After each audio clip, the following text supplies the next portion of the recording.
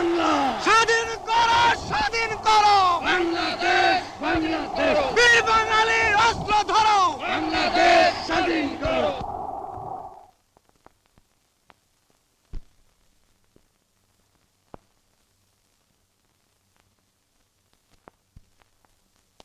স্বাধীন বাংলার জাতির পিতা, স্বাধীন বাংলার জাতির পিতা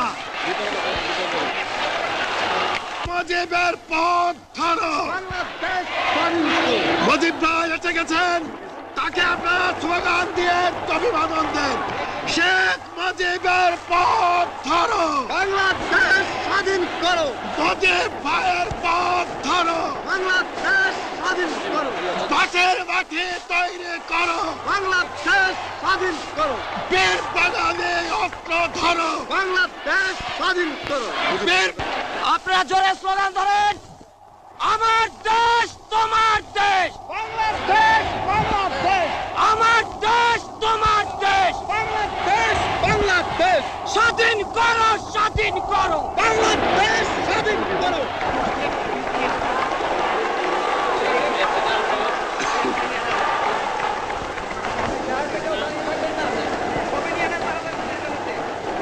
ভাইরা আমার, আজ দুঃখ ভারাক্রান্ত মন নিয়ে আপনাদের সামনে হাজির হয়েছি।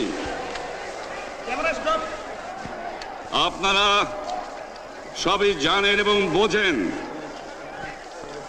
আমরা আমাদের জীবন দিয়ে চেষ্টা করেছি, কিন্তু দুঃখের বিষয় আজ ঢাকা, চট্টগ্রাম, খুলনা, রাজশাহী, রংপুরে আমার ভাইয়ের রক্তে রাজপথ রঞ্জিত হয়েছে। আজ বাংলার মানুষ মুক্তি চায়, বাংলার মানুষ বাঁচতে চায়, বাংলার মানুষ তারা আজ তার অধিকার চায়। কিন্তু দুঃখের বিষয়, আজ দুঃখের সঙ্গে বলতে হয় 23 বছরের করুণ ইতিহাস, বাংলার অত্যাচারের, বাংলার মানুষের রক্তের ইতিহাস, 23 বছরের ইতিহাস, মুমূর্ষ নরনারীর আর্তনাদের ইতিহাস, বাংলার ইতিহাস, এদেশের মানুষের রক্ত দিয়ে রাজপথ রঞ্জিত করার ইতিহাস। 1952 সালে রক্ত দিয়েছি, 1954 সালে নির্বাচনে জয়লাভ করেও আমরা গদিতে বসতে পারি নাই। 1958 সালে আইয়ুব খান মার্শাল ল জারি করে 10 বছর পর্যন্ত আমাদের গোলাম করে রেখেছে। 1967 সালে 6 দফার আন্দোলনে 7ই জুনে আমার ছেলেদের গুলি করে হত্যা করা হয়েছে।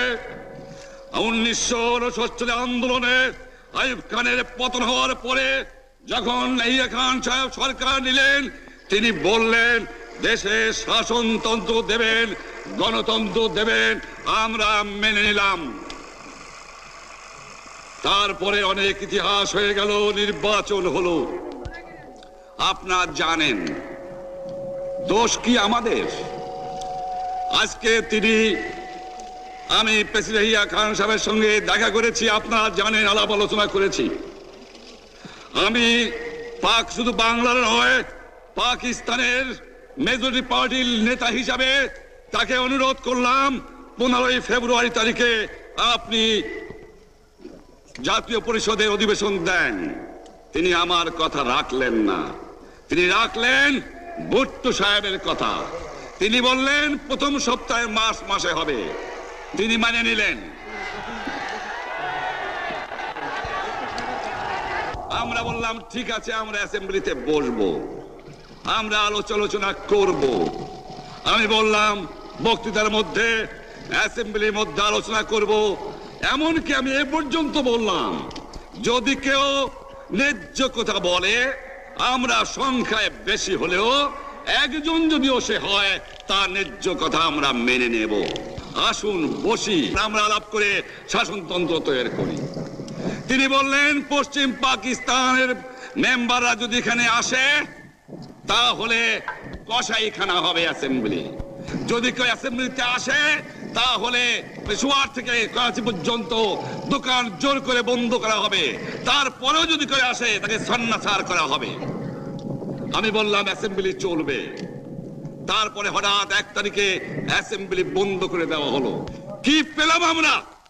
যে আমার পয়সা দিয়ে অস্ত্র কিনেছি বহিঃশত্রু আক্রমণ থেকে দেশকে রক্ষা করার জন্য, আজ সেই অস্ত্র ব্যবহার হচ্ছে আমার দেশের গরিব দুঃখী নিরস্ত মানুষের বিরুদ্ধে। তার বুকের উপরে হচ্ছে গুলি। আমরা পাকিস্তানের সংখ্যাগুরু, আমরা বাঙালিরা যখনই ক্ষমতায় যাওয়ার চেষ্টা করেছি, যখনই এদেশের মালিক হবার চেষ্টা করেছি, তখনই তারা আমাদের উপর ঝাঁপিয়ে পড়েছেন। তারা আমাদের ভাই। আমি বলেছি তাদের কাছে এই কথা যে আপনারা কেন আপনার ভাইয়ের বুকে গুলি মারবেন? আপনাদের রাখা হয়েছে যদি বহিঃশত্রু আক্রমণ করে তার থেকে দেশকে রক্ষা করার জন্য। তারপরে উনি বললেন যে আমার নামে বলেছেন, আমি নাকি বলে স্বীকার করেছি যে 10 তারিখে রাউন্ড টেবল কনফারেন্স হবে। আমি উনাকে একথা বলে দেবার চাই, আমি তাকে তা বলি নাই। টেলিফোনে আমার সঙ্গে তার কথা হয়। তাকে আমি বলেছিলাম, জনাব ইয়াহিয়া খান সাহেব, আপনি পাকিস্তানের প্রেসিডেন্ট, দেখে যান, ঢাকায় আসেন কিভাবে আমার গরিবের উপরে, আমার বাংলার মানুষের বুকের উপরে গুলি করা হয়েছে, কি করে আমার মায়ের কোল খালি করা হয়েছে, কি করে মানুষকে হত্যা করা হয়েছে। আপনি আসুন, দেখুন, বিচার করুন, তারপরে আপনি ঠিক করুন। আমি এই কথা বলেছিলাম। হঠাৎ আমার সঙ্গে পরামর্শ না করে বা আমাদের সঙ্গে আলোচনা না করে 5 ঘন্টা গোপনে বৈঠক করে যে বক্তৃতা তিনি করেছেন এবং যে বক্তৃতা করে অ্যাসেম্বলি করেছেন, সমস্ত দোষ তিনি আমার উপরে দিয়েছেন, বাংলার মানুষের উপরে দিয়েছেন।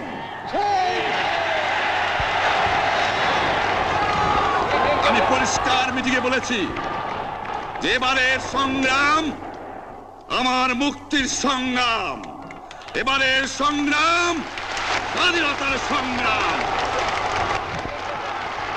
আমার 25 তারিখে অ্যাসেম্বলি কল করেছে, রক্তের দাগ শুকায় নাই। আমি 10 তারিখে বলে দিয়েছি যে ওই শহীদের রক্তের উপর দিয়ে পাড়া দিয়ে আরটিসিতে মুজিবুর রহমান যোগদান করতে পারে না। অ্যাসেম্বলি কল করেছেন, আমার দাবি মানতে হবে। প্রথম,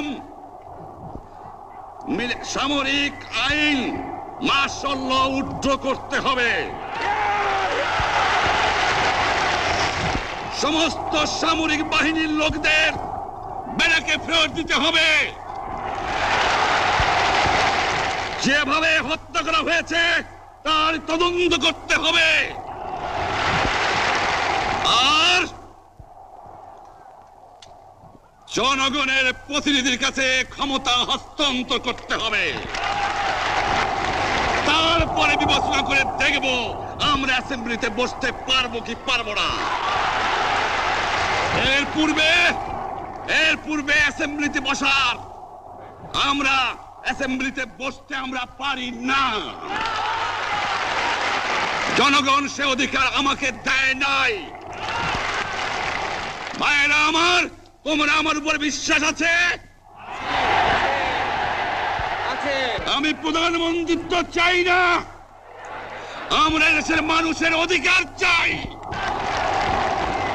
আর যদি একটা গুলি চলে, আর যদি আমার লোকের উপর হত্যা করা হয়, তোমাদের উপর কাছে আমার অনুরোধ রইল, প্রত্যেক ঘরে ঘরে দুর্গ করে তোলো। তোমাদের যা কিছু আছে তাই নিয়ে শত্রুর মোকাবেলা করতে হবে। এবং জীবনের তরে রাস্তাঘাট যা যা আছে সবকিছু আমি যদি হুকুম দেবার নাও পারি, তোমরা বন্ধ করে দেবে।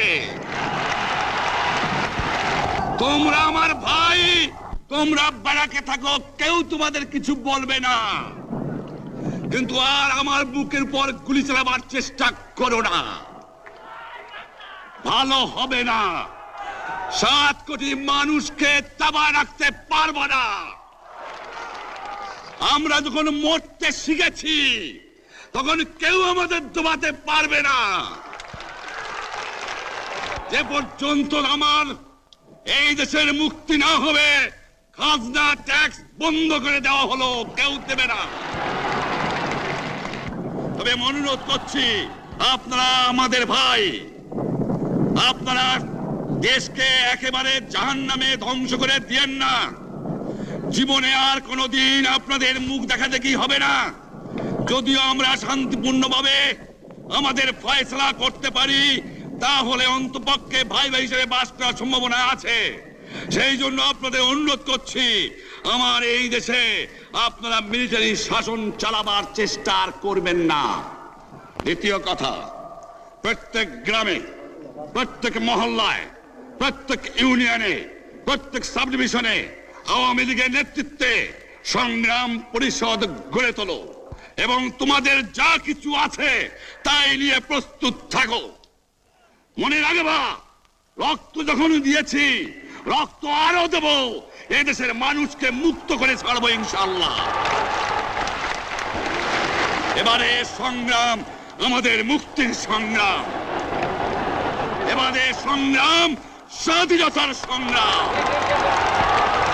আপনারা আমার উপরে বিশ্বাস নিশ্চয়ই রাখেন। জীবনে আমার রক্তের বিনিময়েও আপনাদের সঙ্গে বেঈমানি করি নাই। প্রধানমন্ত্রিত্ব দিয়ে আমাকে নিতে পারে নাই, ফাঁসি কাস্টে আসামি দিয়ে আমাকে নিতে পারে নাই। যে রক্ত দিয়ে আপনারা আমাকে একদিন জেলের থেকে বার করে নিয়ে এসেছিলেন, এই রেসকোর্স ময়দানে আমি বলেছিলাম আমার রক্ত দিয়ে আমি রক্তের ঋণ শোধ করবো, মনে আছে?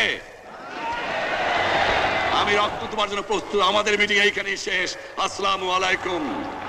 জয় বাংলা। বীর বাঙালি অস্ত্র ধরো, বীর বাঙালি